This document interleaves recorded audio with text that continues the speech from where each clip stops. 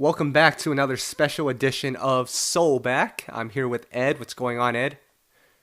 What's up, player? I am here ready to talk about some news that has been flying across the interwebs, and as usual, I'm grouchy about it, so get ready.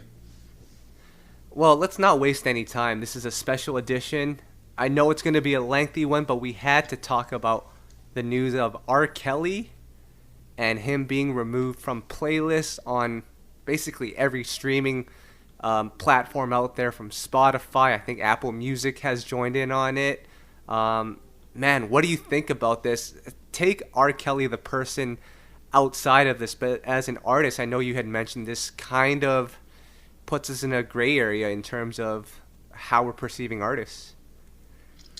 It is, for me, as a creative, and as a creative, I mean that as a writer and not necessarily a musician, but lumping us all together into one kind of package. To me, I find it very, very, very troubling. And let me preface this by saying this. I know I've written about this a lot over on soulandstereo.com if you want to see a more fleshed out look at my opinion. And we've talked about it a lot on the Soul and Stereo Cipher on Facebook. But just for the podcast audience, I want to give a little bit of background and make clear from jump. Although I know we got a lot of R. Kelly fans in the house, I think that dude is guilty as sin of a lot of the stuff that he is being accused of. However, here's where I have a problem. In the eyes of the law, R. Kelly was tried in 2003. He was found not guilty. And he has not faced charges since. I'm not talking about Twitter beefs or Instagram rumors or people talking about stuff and having think pieces written about them. Legally, there has been no charges for well over, we're going on 20 years at this point, that he's faced anything. So at this point, to remove him from playlists is an arbitrary move. And I understand what Spotify is doing, because this is a good PR move that doesn't really affect their bottom line. So, to be clear, they're not removing him from everything. You can still go to Spotify, whatever, and search for R. Kelly songs. But if you go to those playlists that are curated, that it's like new music and summer playlists, his stuff won't be included there. And I understand from a PR perspective, if they put it out there, it looks like they're supporting him. And by taking it off, it looks like we're taking a strong stand against him. But you notice they aren't taking his music off, because that's what hurt their pocketbook. And at the end of the day, this is about dollars. And removing him would be too detrimental to that pocketbook. No, and I absolutely agree with you. And more to that, I mean, I'm thinking, we talk about the PR move that they're trying to do with this, but what are their intentions with removing just R. Kelly's music from the playlist? I mean, do we then go further and say, let's remove everything that R. Kelly has written and produced as well? Because, I mean, if the message is we're not going to support R. Kelly at all, I mean, you listen to an Aaliyah record that R. Kelly produced, that's still going into R. Kelly's pocket, whether you like it or not. So I'm not sure what they're trying to accomplish aside from the PR tactic. Well, that's exactly what it is. And again, it proves that it's a PR move. And there have been a lot of blowback for me talking out against it. And the reason why I'm bothered by this is because, yes, we're just taking off his songs. But if we're going to do this, we have to go all in. Because an R. Kelly produced record is the same thing as an R. Kelly song, as the same thing as an R. Kelly feature. He's still getting money if it's popular. We don't want to promote his material.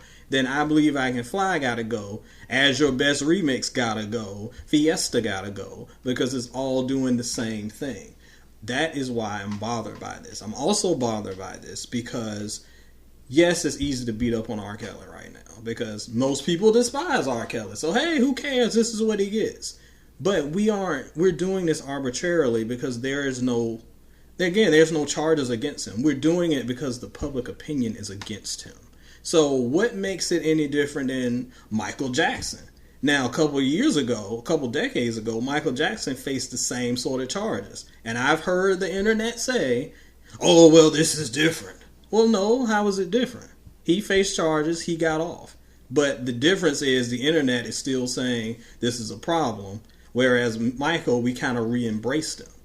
So if we're just doing this based off of public opinion, everybody's at risk. I mean, I remember when Mystical went to jail for raping the girl. Your boy cousin Chris, he got locked up for doing what he did. Ike Turner, Brian McKnight, Dr. Dre, we can go all day long. I don't understand why the hottest rapper in the game right now, for God knows whatever reason, that 6ix9ine dude, the dude looks like a freaking xylophone from the preschool era, is like the hottest rapper in the game. He has charges against him for filming underage sex with a girl. He was in the video grinding on some girl who was like 16 or something. I don't know. But we just say, oh, because we are picking and choosing our battles. And as much as I despise R. Kelly, it is not fair to pick and choose who we should ban and not ban. And that's what we're doing. Because when it comes down to your favorite one day getting banned, then we're going to be piecing it to death. No, absolutely. Listen, you and I can we can agree. We're both huge fans of the Me Too movement, the feminist movement, everything that's going on. But to me, because as we talk about this, I read an article recently. There's petitions now to take down Chris Brown's music from Spotify. Actually, they want Chris Brown dropped from RCA Records.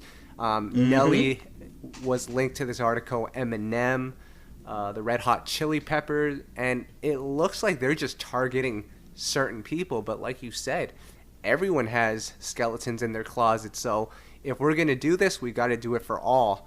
And I don't think we'll ever get to that. If we are trying to the whole Me Too movement is about fairness. It's about giving women and people an opportunity to speak who have since been silenced and fairly giving their story a chance for their stories to be told. But what we are seeing is not fair. We're targeting who we want to. Khalees just came out a couple of weeks ago and levied accusations against Nas for beating her.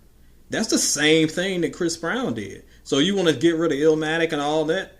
I've already seen people say, "Oh well, that's different. That's different because this hasn't been substantiated." And Chris Brown actually did happen. Yup, it did happen, and we saw the actual pictures. But if we're looking at it by the law, he actually served his time. He served his time. He did a little raggedy community service. Yes, he's still a piece of garbage as a human being. We know that. But as far as we're not taking off music of people who are bad. We're taking off, again, the thought is we're taking off people who have committed crimes. And if we are doing that, you're going to be sitting up there with Kurt Franklin and maybe Kelly Price. Well, no, Kelly Price probably done something too. So you're going to have not very many music artists to choose from on your Spotify if we're going to wipe out everybody who has ever offended somebody at some point in life. We just have to think this thing through, because if we are just jumping to conclusions and taking off people who have just had accusations levied against them, eventually there's going to be an innocent party that's going to be wrapped up in this, and we're going to miss their music. Well, listen, Ed, I have a solution that will fix all of this. If you do not support R. Kelly and everything that he's done in his past, just don't listen to R. Kelly. You don't have to search him up on Spotify. Go listen to somebody else. If you don't support Chris Brown, Ed, I've had girls turn me down for dates because they found out I listen to Chris Brown. That's their choice, but that shouldn't remove me from the ability to listen to Chris Brown. So that's what I'm saying. Everyone just needs to have their own filter. We don't need somebody to filter things out for us. We can make our own decisions. We're grown adults, and let's just leave it at that. I think a lot of music fans don't realize the power they have. You have the power to make somebody a star. You have the power to make somebody a bum on the street. And the reason why we're still getting R. Kelly albums in 2018 is because y'all still buying them.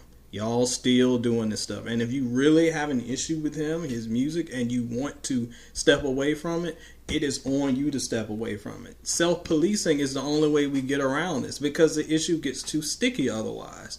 Like Kyle said, it should be your decision. I mean, I would break up with him too, as much as he listened to Ashanti. But hey, that's his choice. So I think we need to put the ability to police back in our hands and not make people make those decisions for us. Because if we're just arbitrarily just taking off stuff because we're mad and it's cancel culture and I'm canceling so and so because they're mad at me. I'm mad at them right now. That's unfair. I remember a few years back when, I can't remember what it was exactly, but Twitter got mad at Michael B. Jordan because he allegedly said something on Snapchat. And they were like, we're boycotting all Michael B. Jordan movies. And then he came out and proved that it was a lie. And then everybody's like, oh, okay.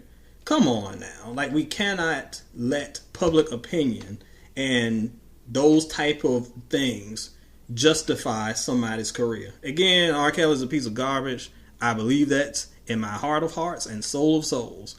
But I also don't think that it's fair to snatch somebody's music off if he is not facing charges, no charges have been levied, and we just start snatching off other people who may or may not have done something bad that we don't like right now. Man, you are absolutely right on this. And I'll tell you what, Ed, there's probably fans out there who are sweating and hoping that the next TMZ article that comes out, that it's not about their favorite artist. Because, Ed, let me tell you, if something comes out about Ashanti, I'm throwing hands. I can guarantee you that Ashanti will probably be fine. Now, when I have to review her next album, I don't know how fine she'll be about that. That'll be a different discussion, player. No, that will definitely be a different discussion. Is there anything else you want to add to this R. Kelly fiasco that's going on? I mean, you know, it's gotten to the point where now you cannot find his music on various Spotify playlists. I mean, it's crazy to even imagine that because he was such a pivotal part of 90s R&B. Imagine going to a 90s R&B playlist and not finding R. Kelly on there. As much as I hate the guy and all that he's done, allegedly, that's just a weird thing to see. I think it's hard for the culture, and again, I have said, and even personally, I'll be honest with you, I really don't care that he's off the playlist. Personally, it doesn't hurt my feelings. But when we go back to, and I've talked about this a million times to a million fans, just because he is a horrible human being, and again, I believe that, does not mean that we can take away his legacy and what he's done. And for the better part of 20 years, he has been the standard bearer for R&B for our genre. So you can't go back and erase that, no matter what's done. However, honestly, even though it doesn't hurt my heart that he's not on these playlists, it's not fair that he's not on the playlist solely because there is no arbitrary system to take him off. There's no charges. There's nothing of that sort. He hasn't done anything different. He hasn't been convicted. We're just taking it off because we don't like him. And if we are using that measurement to just take off people that we don't like at the moment, it's going to be a slippery slope that's going to affect a lot of artists and affect a lot of the music that we listen to. It's unfair. As much as I hate to say on Mr. Pissy Pants, it's unfair to him to do it that way. I ain't listening to him. If you don't want to listen to him, don't listen to him. But you shouldn't demand these music sites snatch people off with absolutely no charges and no backing, other than this lady on Twitter said he's mean. And there you have it. And before we get out of here, Ed, on a semi-serious note or question, should the Black Panties album be on Spotify, or can we take that one out? Player, we need to take that one out back, put 15 bullets in his head, and be done with it. What a piece of garbage album. But hey, somebody's going to say I'm defending R. Kelly before the end of this thing. See, we hold artists accountable. And that's what you guys should do. But that's all I'm saying. Hold the artists accountable. Leave it up to the law to decide what they did and what they did not do. All you can do as a consumer is choose what you want to listen to and what you don't want to listen to. Real talk. So there you have it. That's the special edition of the podcast. If you like this, if you like what we're talking about and you want to hear more, listen to the SoulBack podcast. It comes on every week. We have a different guest. But until then, this is Kyle. That's Ed. And we'll talk to you next time. We out.